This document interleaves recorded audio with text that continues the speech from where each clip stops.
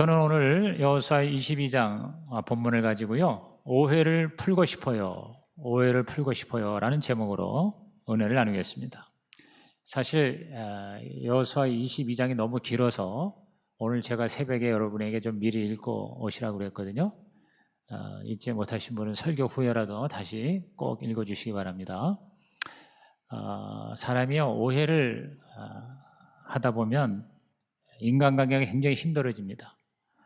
사소한 오해가 큰 낭패를 가져다 주고요, 또 서로를 이해하지 못해서 불행한 경우가 많아집니다. 어떤 여자가요, 비행기 타려고 공항에서 비행기를 기다리다가 과자 한 봉지를 샀어요. 그러고는 의자에 앉아서 신문을 보면서 과자를 먹는데, 아니 옆에 있는 어떤 남자가 자기가 산 과자 봉지에다가 손을 집어넣으면서 계속 먹는 거예요. 그러니까 내가 하나 먹으면 이 사람 먹고, 그래서 쳐다보니까 씩 웃으면서 또 먹어요. 그래서 야, 이상한 미친 남자 있네. 그러고 이제 계속 신문 보고 먹고 저쪽에서도 먹고, 근데 나중에 딱 하나 남았는데 그 남자가 하나 남은 걸 가지고 딱 반으로 잘라서는 자기한테 주고 자기가 홀딱 입에다 넣고는 씩 웃으면서 인사하고 가는 거예요. 이야, 정말 이상한 남자도 다 있다 그러면서 정말 재수없네. 그러고 이제 일어나가지고 탑승구에 가서 비행기 타려고 이제 핸드백을 열고 그 자기 비행기 표를 꺼내려고 보는데, 그래서 거기에 자기가 산 과자가 그 백에 있는 거예요. 다시 말해서 그 똑같은 과자가 자기가 산 게 아니고 그 사람 거를 자기가 먹으면서 내 거 빼먹는다고 열받으면서 오해를 했다 이거죠. 얼마나 창피해요. 그렇습니다.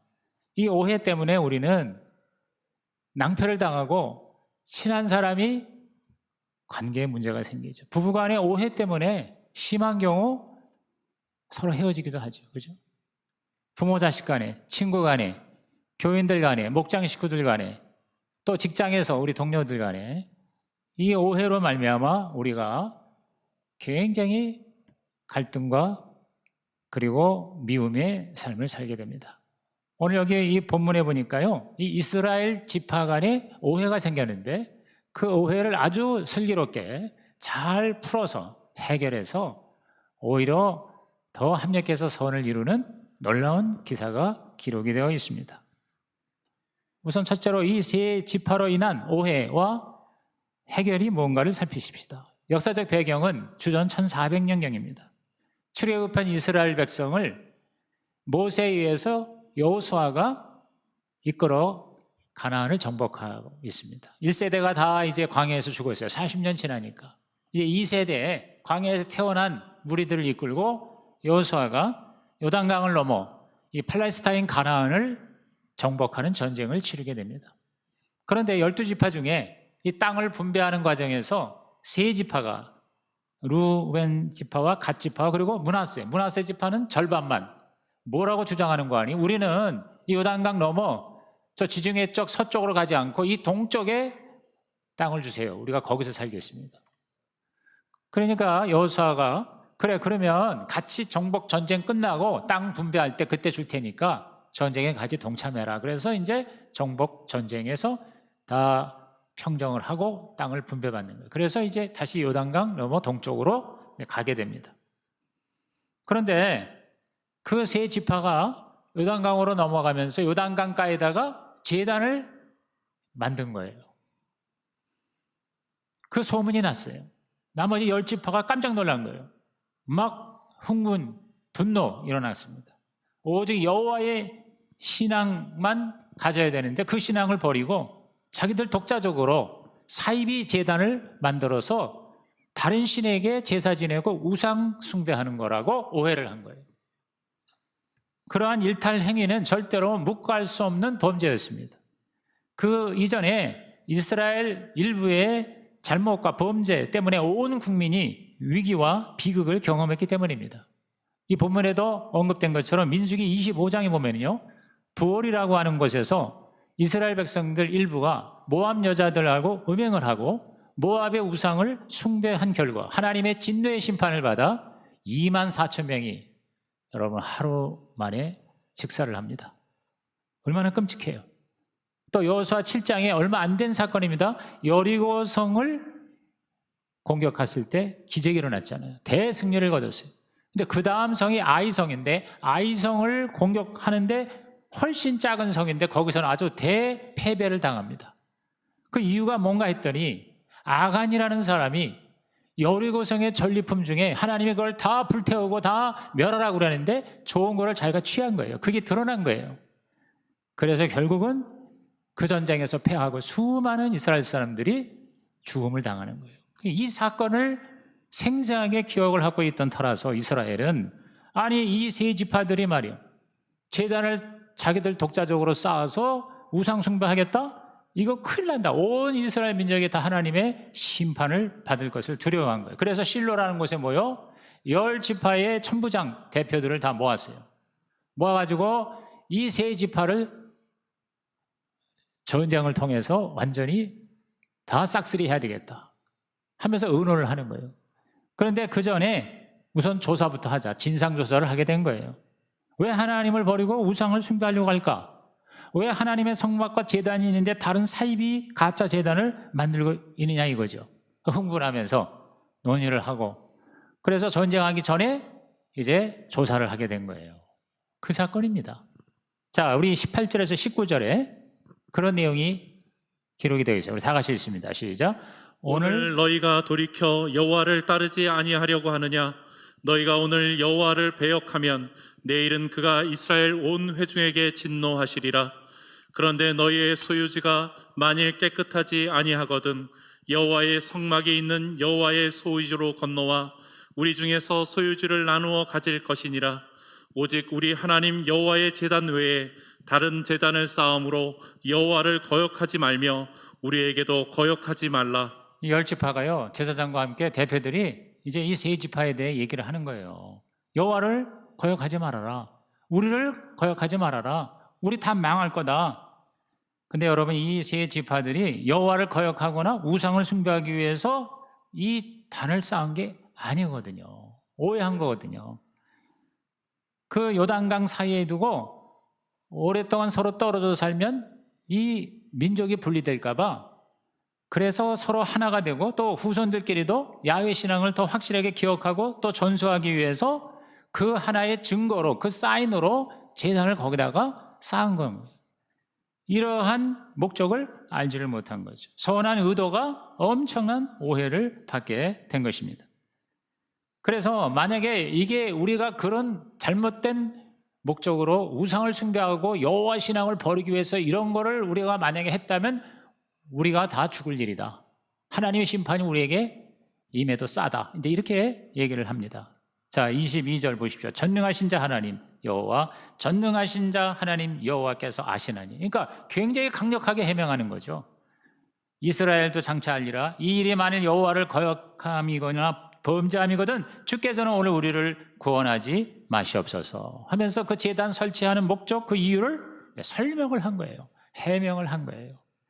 자세한 설명을 계속합니다. 27절부터 29절까지를 다 같이 읽습니다. 시작.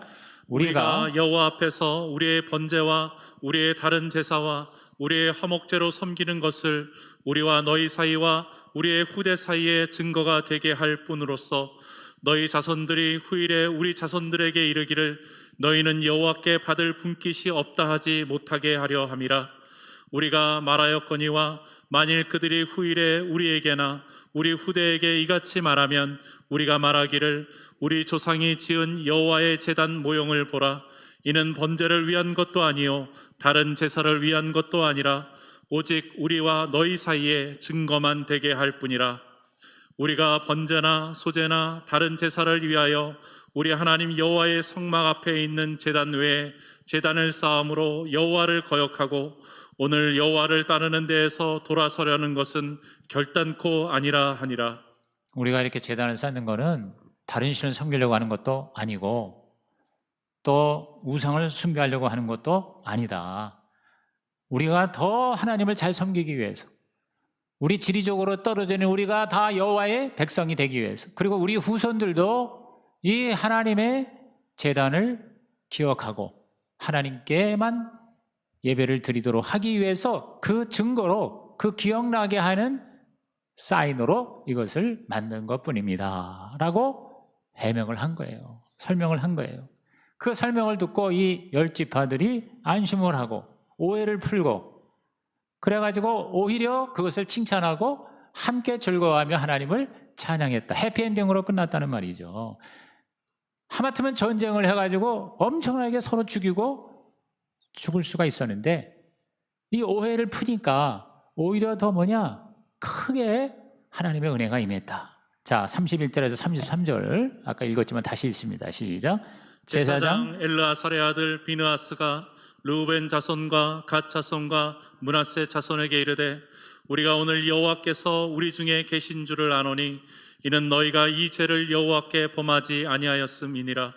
너희가 이제 이스라엘 자손을 여호와의 손에서 건져내었느니라 하고 제사장 엘르아살의 아들 비느하스와 지도자들이 르우벤 자손과 갓 자손을 떠나 길르앗 땅에서 가나안 땅 이스라엘 자손에게 돌아와 그들에게 보고하매 그 일이 이스라엘 자손을 즐겁게 한지라.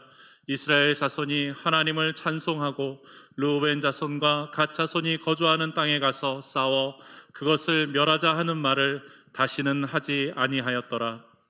오히려 아름다운 해피엔딩이 됐어요. 그죠? 범죄한 게 아니고 오히려 여호와의 손에 우리를 건져내는 일이구나. 하마터면 서로 싸우고 전쟁에서 죽을 뻔했는데 하면서 즐거워하고 하나님을 찬양하고 더 하나가 되는 이런 아름다운 열매를 거두게 되었다는 것이죠. 우리도 이 말씀을 근거로 해서 불필요한 오해, 갈등, 문제에서 그것을 풀어 그것을 극복하는 하나님의 백성이 되기를 주의 이름으로 축원합니다. 그러면 우리의 삶의 크고 작은 오해, 이걸 어떻게 우리가 풀 것이냐? 3가지. 첫째, 우리는 상대방의 동기를 함부로 성급하게 판단하지 말라는 겁니다. 상대방의 동기, 그런 오해가 왜 시작되는가?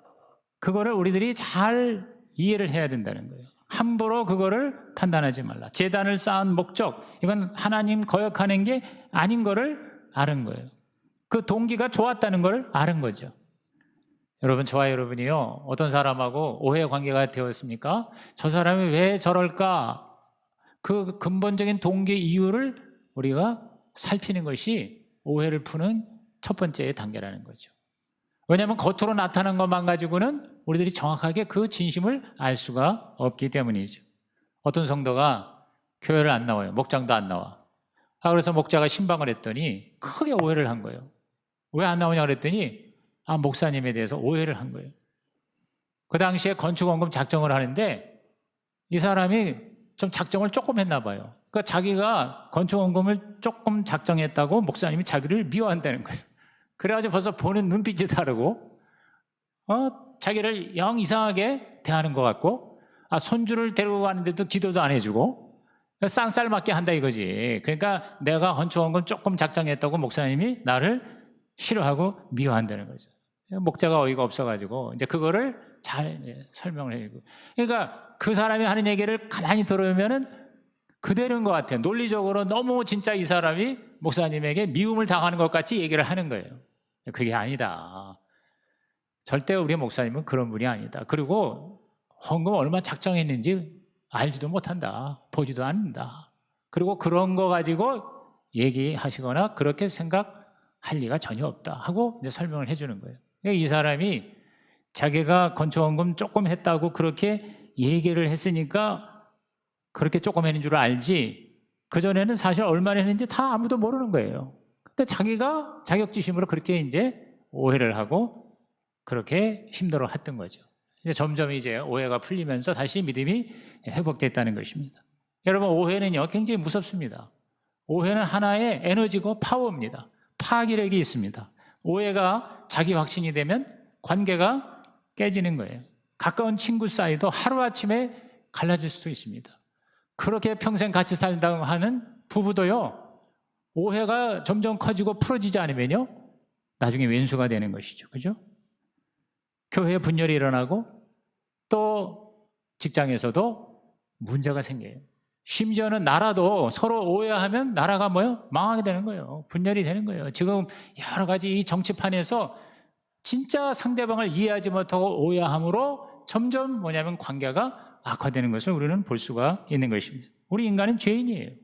그렇기 때문에 기도하고 결단하고 우리가 선택하지 않으면 우리는 본능적으로 자꾸 부정적이 됩니다. 자기중심적으로 생각하고 내로남불이라는 게 딴 게 아니에요. 모든 걸 다 자기중심으로만 생각하는 거예요. 상대방을 나쁘게 보는 거예요. 자기를 좋게 보는 거예요.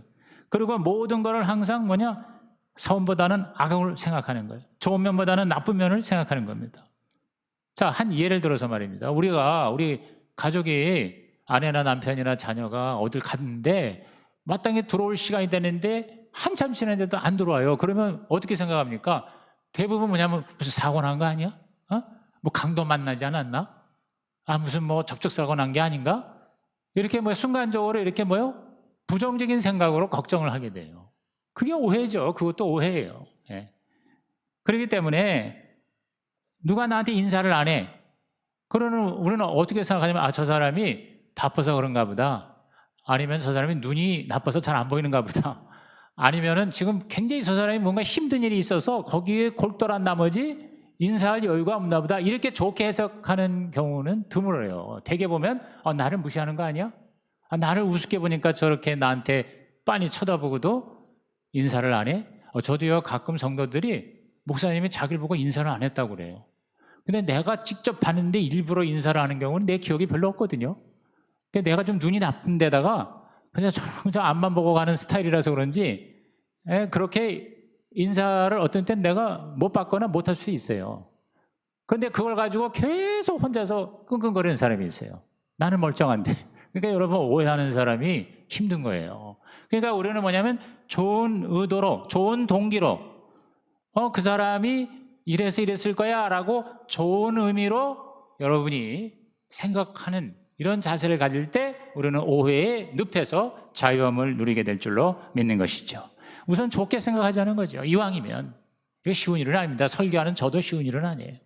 그러나 우리는 크리스찬이기 때문에, 우리는 하나님의 자녀이기 때문에 그렇게 해야 되고 그렇게 할 수 있다는 거죠. 내가 좋게 생각을 했다가 그게 좋은 게 아니고 나쁜 거라면 그러면 그만인 거죠. 그죠?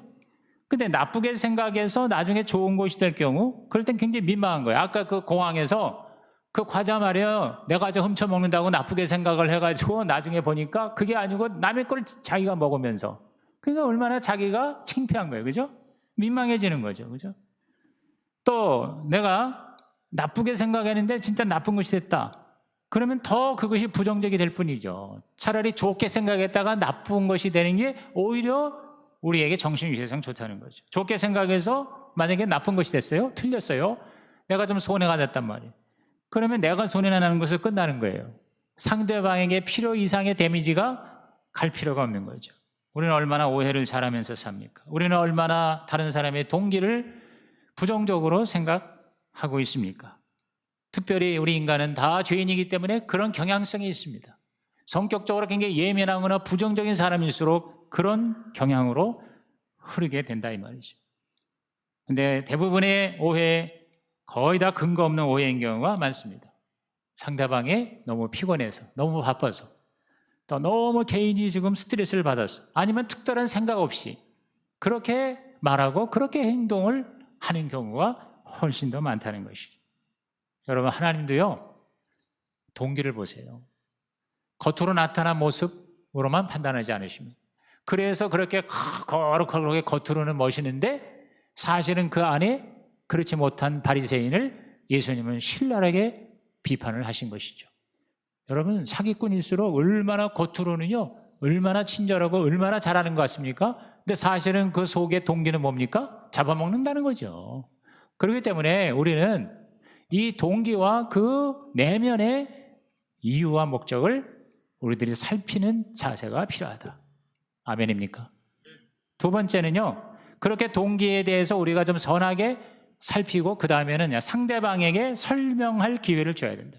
상대방에게 설명할 기회를 주어야 돼. 이 세 지파들의 이상한 행동에 대해서 10지파들이요, 그 세 지파들에게 얘기도 듣지 않고 그냥 사람들 군사 모아가지고 전쟁을 했다고 그러면은요, 얼마나 기가 막힌 비극입니까? 그렇죠? 아니, 잘하려고 하는 사람들을 오해해가지고 오히려 전쟁이 나서 그쪽도 많이 죽고 우리 쪽도 많이 죽는다? 같은 동족끼리. 여러분, 이거야말로 기가 막힌 비극인 것이죠. 그런데 전쟁하기 전에 대표들을 모아서 그들이 왜 이 제단을 쌓는지를 해명하고 설명할 기회를 주었다는 것입니다. 그래서 성공했다는 거예요. 일단 동기에 대해서 좋게 생각한 후에는 우리가 자세한 설명을 들어야 됩니다. 잘 듣고 나면 우리는 오해가 풀리고 그래서 오히려 더 좋아지는 경우를 많이 보게 된다는 거죠. 우리가 설명을 듣지 못하고 또 오해를 해서 낭패를 본 경우가 얼마나 많은지 몰라요. 우리는 설명할 기회를 주어야 됩니다. 설명할 기회를 줄 때 몇 가지 우리들이 또 신경을 써야 될 게 있습니다.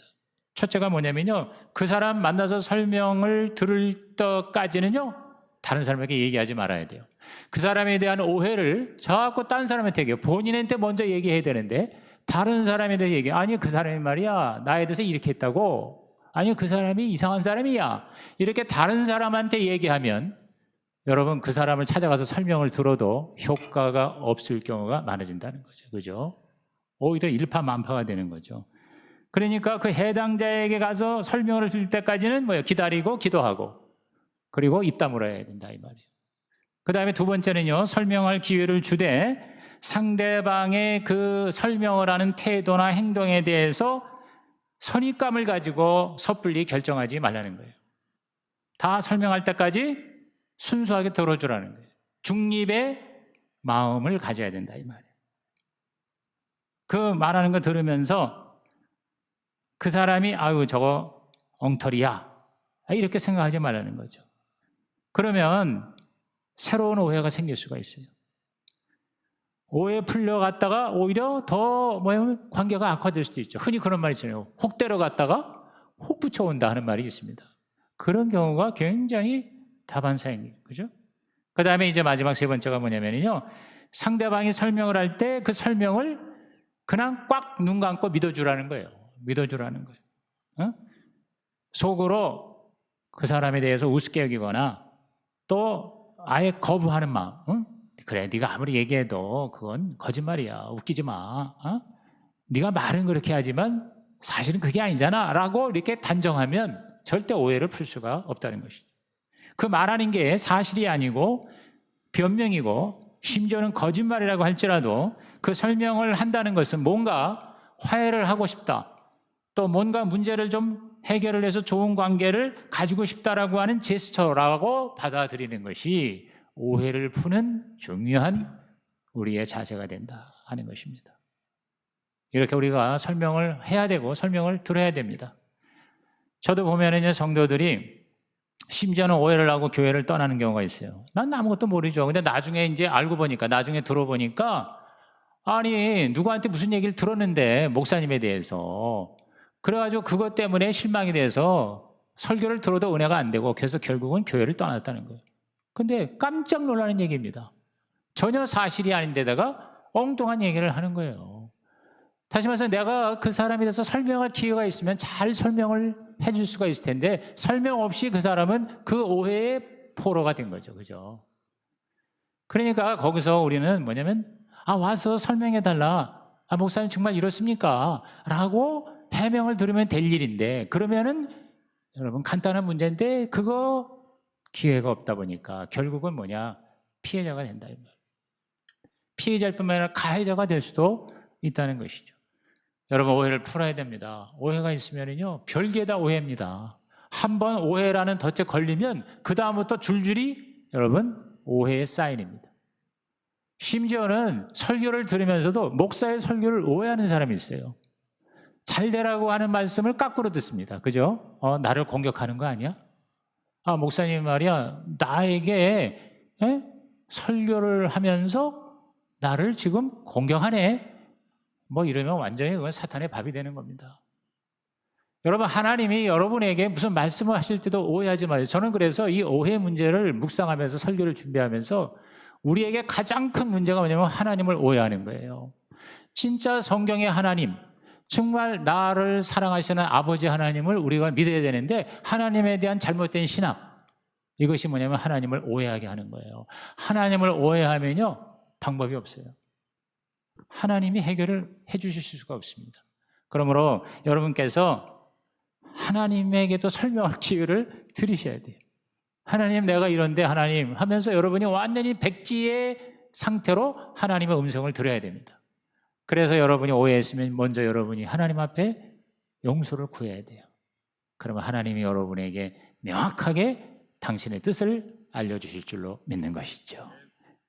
이제 마지막 세 번째가 뭐냐? 자, 첫째는 동기를 정확하게 우리가 이해하고 쉽게 판단하지 말자. 두 번째는 설명할 기회를 주자.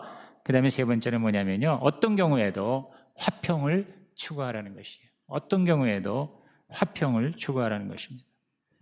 여러분, 우리가 어떤 오해를 가질 때 그냥 그 오해 놔두는 게 편할 때가 더 있어요. 그걸 뭐 오해를 풀자고 또 뭐 그 사람을 찾아가고 뭐 만나고 그 다음에 뭐 설명을 듣고 아우 나 스트레스 받아. 아, 그거 불편해. 근데 여러분, 진리가 불편한 겁니다. 요새 그런 얘기 있죠. 불편한 진실이라고 그래요? 불편한 사실이라고 그래요? 뭐 그런 말 있죠. 불편한 진실. 근데 저는 이런 얘기하고 싶어요. 불편한 진리입니다. 여러분, 하나님의 진리가요, 나한테 편안하지 않습니다. 하나님의 진리가 뭡니까? 인간은 죄인이라는데 그게 여러분 편안합니까? 불편합니다. 여러분, 전도할 때 제일 불편한 게 뭔지 아세요? 당신이 죄인이라고 얘기하는 게 불편한 거예요. 진리는 불편한 거라고 저는 생각해요. 불편하지만 진리이기 때문에 받아들여야 된다는 거죠. 그렇기 때문에 저와 여러분이 오해를 풀기 위해서 찾아가거나 만나거나 설명을 듣는 거, 이거 사실은 짜증나는 얘기예요. 힘든 거예요. 스트레스 받는 거예요. 불편한 거예요. 에너지가 소비되는 거예요. 그런데 그러한 노력을 우리는 해야 된다는 거예요. 여러분, 왜 우리가 화평을 위해서 노력해야 합니까? 하나님의 소원이기 때문에. 하나님의 뜻이기 때문에. 예수님이 뭐라고 그랬습니까? 마태오 5장 9절에 화평케 하는 자는 복이 있나니 그들이 하나님의 아들이라 일컬음을 받을 것이라 그랬어요. 그러니까 우리가 하나님의 아들이라면, 딸이라면 어떻게 우리는 화평케 하는 자가 돼야 된다. 피스메이커가 돼야 된다. 결정적인 말씀이 뭡니까? 마태오 5장 23절 24절 우리 다 같이 읽습니다. 시작. 그러므로 예물을 제단에 드리려다가 거기서 내 형제에게 원망 들을 만한 일이 있는 것이 생각나거든 예물을 제단 앞에 두고 먼저 가서 형제와 화목하고 그 후에 와서 예물을 드리라. 너무 유명한 말씀이니까 다 아시죠? 근데 다 아는데 사실 가장 힘든 게 이겁니다. 우리가 하나님 앞에서 예배드리는 건 하나님하고 다시 화해하는 거거든요. 관계 좋아지는 거거든요. 하나님 용서받는 거거든요. 근데 하나님 뭐라 하냐면, 야, 너 용서받으려고 왔니? 그러면 먼저 네 형제를 용서하거라. 이렇게. 여러분이 예배를 드리는데도 항상 마음에 자유함이 없습니까? 찜찜함이 있습니까? 그건요, 여러분에게 가장 가까운 사람 중에 아니면 정말 필요한 사람 중에 화해해야 되는데 화해하지 않고 불편한 관계에 있는 상태에 와서 하나님을 예배하면요, 하나님하고도 관계가 불편해진다는 것이죠. 그러므로 오늘 저와 여러분이 자신을 살펴서 나는 없다 그러지 말고 다 있습니다. 그걸 여러분이요, 하나님 앞에서 하나님의 방법으로 해결해야 돼요. 여러분, 부부싸움하고 아주 예배드리는데 은혜가 됩니까? 먼저 우리의 관계가 회복이 된 다음에 하나님을 찾으라 하는 말씀을 하시는 거죠. 예배를 드리거나 사역을 하거나 그 전에 먼저 오해와 원한을 풀고 화해해야 된다는 것입니다. 그것이 하나님이 원하시는 전제 조건입니다. 저와 여러분 다 경험이 있지 않습니까? 저도 경험이 있습니다. 누구하고 굉장히 불편한데 설교가 제대로 안 됩니다. 예배가 은혜가 안 됩니다. 열심히 주님 일을 한다고 그러지만 진정한 하나님의 평강이 없습니다. 왜 그래요? 불편한 관계가 나를 가로막고 있기 때문인 것이죠. 그러므로 우리는 하나님이 원하시니까, 내가 싫어도 뭐요? 내가 불편해도 진리니까 그걸 우리가 따라가는 것이, 그게 바로 예수를 믿는 것이다. 동의하시면 아멘 하시기 바랍니다. 그래서 바울은 로마서 12장 18절에 할 수 있거든 너희로서는 모든 사람과 더불어 화목하라고 그랬어요. 할 수 있거든 그랬어요. 할 수 있거든. 그게 무슨 얘기입니까? 하나님이 할 만하니까 우리한테 말씀하시는 거예요. 그리고 거의 나에게 달려있다는 거예요. 이게 영어 성경에 보면 더 확실하더라고. If it is possible, 가능하다면 as far as it depends on you 그랬어요. 이게 무슨 얘기입니까?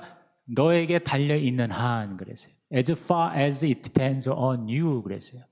그게 무슨 얘기냐면 이 화해하고 오해 풀고 그리고 정말 용서하는 그 주체가 사실은 나에게 달렸다는 거예요. 가만히 보면 이걸 인정하지 않을 수가 없어요. 거의 모든 여러분 이 불화의 관계에서, 오해의 관계에서 내가 먼저 손을 내밀면 해결될 일이 대부분이라 이 말이에요. 근데 우리는 자존심 때문에, 아니면 뭔가 두려움 때문에, 아니면 뭔가 부끄러움 때문에 우리는 주저하죠. 상대방이 나한테 와서 얘기하기를 바라죠. 그죠? 내가 먼저 가서 우리는 손을 내밀기가 쉽지가 않습니다. 그런데 너에게 달려있다. 대부분은 네가 먼저 손을 내밀면 해결이 될 것이다. 그런 의미의 말씀인 것 같아요. 여러분, 예수께서 최후의 만찬에 돌아가시기 전에 제자들을 놓고, 그건 교회입니다. 교회를 위하여 중보기도를 하셨어요. 요한복음 17장은 전체가 다 기도장입니다. 거기에 세 가지를 핵심적으로 기도했습니다. 첫째가 거룩하게 하소서, 둘째가 하나 되게 하소서, 셋째가 세상에 있는 사람들도 예수 믿게 하소서. 그게 교회가 할 일이에요. 거룩과 순결, 일체와 단결, 전도와 선교입니다. 이 세 가지를 우리 예수님께서 장차 하나님의 공동체, 저와 여러분 교회를 위해서 중보기도 하셨어요. 그 중에 하나가 뭐냐? 바로 하나 되게 하소서. 우리 요한복음 17장 11절을 큰 소리로 시작. 나는 세상에 더 있지 아니하오나 그들은 세상에 있사옵고 나는 아버지께로 가옵나니 거룩하신 아버지여, 내게 주신 아버지의 이름으로 그들을 보존하사 우리와 같이 그들도 하나가 되게 하옵소서. 우리와 같이가 뭡니까? 삼위일체 하나님, 삼위일체 하나님이 하나 된 것처럼 우리 교회도 하나 되게 하옵소서. 그러면서 요한복음 13장 34절에 새 계명을 얘기합니다. 새 계명을 너희에게 주노니 서로 사랑하라. 내가 너희를 사랑한 것 같이 너희도 서로 사랑하라. 너희가 서로 사랑하면 이로써 모든 사람이 너희가 내 제자인 줄 알리라 그랬어요. 여러분, 저와 여러분이 예수의 제자라는 증표가, 우리가 크리스찬이라고 하는 증거가 무엇입니까? 십자가 목걸이를 다는 것입니까? 교회를 다니는 것입니까? 식사 기도를 하는 것입니까? 아니라는 거예요. 여기 예수님은 화목하라는 거죠.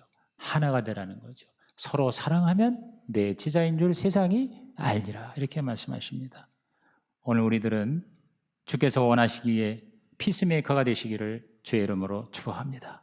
가까운 자 중에 혹은 먼 자 중에 여러분하고 지금 불편한 관계가 있습니까? 그 사람 때문에 내가 삶의 기쁨이 사라진 그 대상이 있습니까? 아니면 나 때문에 그 사람이 지금 힘들어합니까? 이번 한 주를 우리는 화평의 한 주간으로 선포하십시다. 그래서 이 한 주 동안 여러분께서 오늘 말씀 주신 지침대로 여러분에게 불편한 관계에 있는 사람과 화목하는 시도를 하고 노력을 하는 성령의 시발점이 있기를 주님의 이름으로 축복합니다. 우리의 사랑이 어디서 떨어졌는가 가만히 생각해 봅시다. 왜 이런 관계가 되었을까? 그 사건을 한번 리뷰해 보는 거예요. 묵상해 보는 거예요. 왜 오해가 되었는가? 그 동기와 원인을 분석하고, 혹시 사실 마음은 아닌데 표현이 부족하거나 나하고 다르기 때문에 그렇게 나오는 것이 아닌가? 우리는 그 대상에게 설명할 기회를 줘야 된다는 것이죠. 그래서 그 진심과 속마음을 제대로 이해할 때 기가 막히게 하나님께서는 우리에게 하늘의 복, 관계의 복을 허락해 주실 줄로 믿습니다. 여러분, 하늘의 복 중에 최고의 복이 관계의 복입니다. 그렇지 않습니까? 가난하게 살아도 화목한 것이 천국이고, 부자로 살아도 지지고 볶고 싸우면 지옥이라고 성경은 말씀하고 있습니다. 이번 한 주가 하나님의 천국이 되시기를 예수의 이름으로 축복합니다. 이제 용서라는 좋은 찬양 들으시면서 오늘 하나님이 여러분 주시는 음성을 여러분이 정리하시고 결단하시기를 바랍니다.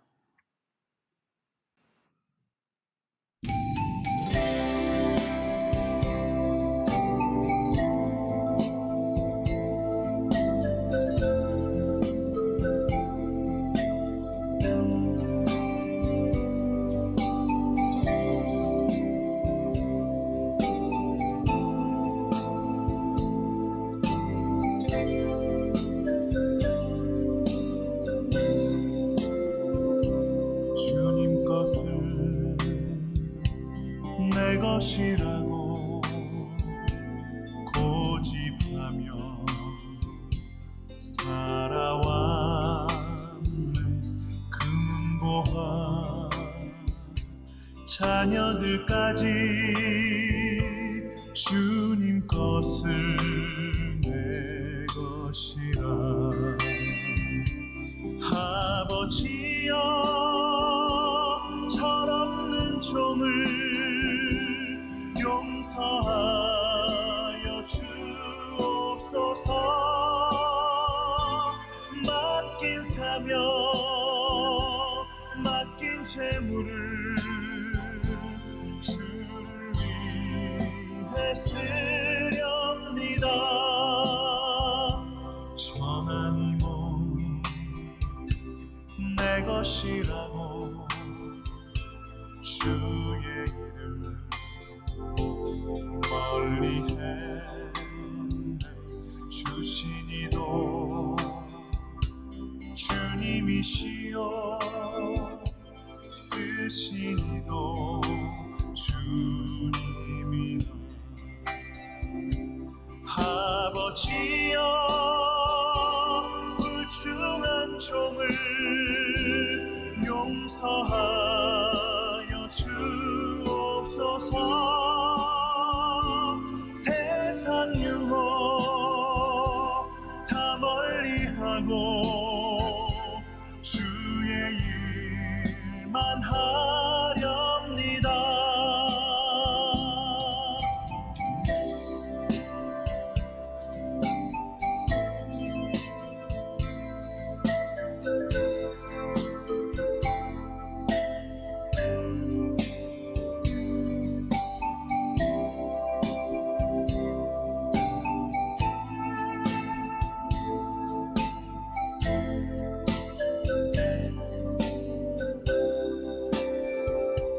주님 사랑 받기만 하고 감사할 줄